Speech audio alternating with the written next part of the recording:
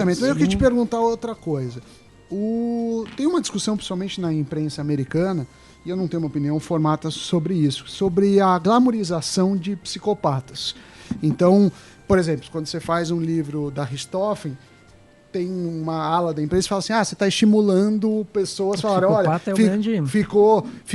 a pessoa fala assim, eu vou ser famoso fazendo isso. Assim, como que você lida com isso? Você acha que pode estimular até mesmo esses massacres, né? Hoje em dia tem políticas de não ficar divulgando muito e sempre não falar da pessoa que cometeu o crime para não ter um heroísmo disso, assim, como que você vê essa questão? Essa questão do tal serial killer, para mim, hoje é uma grande grife, né? Qualquer coisa que você coloque o tema serial killer vende muito bem.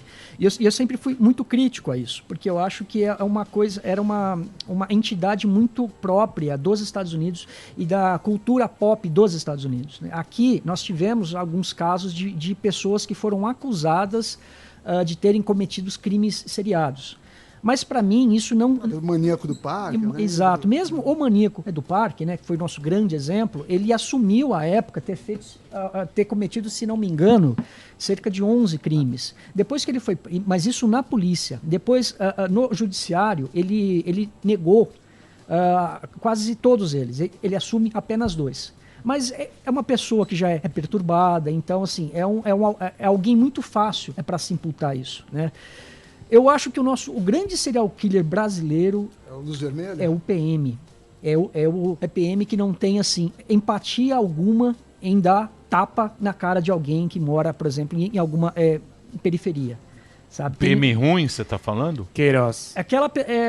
Aquele indivíduo que não reconhece em outro ser humano as mesmas condições de humanidade que ele tem, que aborda... O poder que ele tem, o poder da arma.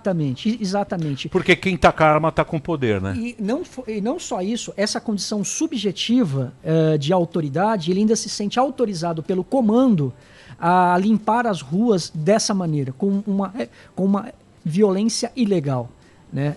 O nosso grande problema da segurança pública brasileira, eu acho que nem é tanto assim jurídica, mas é essa questão da autorização velada que governos dão aos seus agentes. É aquele velho bom guardinha da esquina que se sente autorizado a agir como se fosse um juiz. Mas você acha que é o quê? Falta de treinamento? É uma política de treinamento? Política muito mais ampla. Então você acha o excludente de licitude uma temeridade? Não, acho justo até. Acho que porque isso não é só nosso, né? No mundo inteiro, ao menos no mundo que se diz civilizado, existe esse instituto jurídico, né?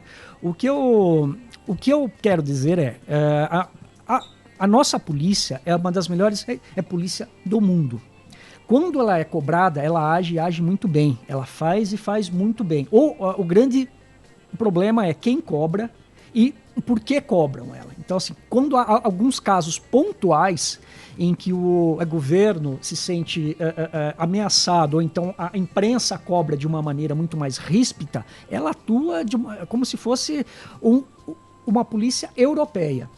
Só que isso não é a nossa regra, né? Isso é a nossa exceção. A regra são aqueles pequenos furtinhos de semáforos, a regra são aqueles latrocínios que a gente vê todos os dias, e é nisso que a gente falha.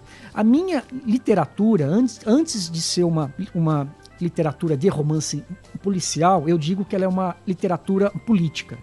O que eu coloco na boca dos investigadores é essa angústia de se ver pressionado pelo governo, de se ver pressionado pela sociedade para ter que atuar.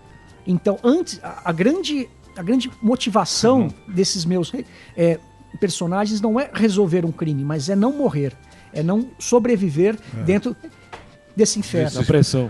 Não deve ser fácil. A pressão não deve ser fácil.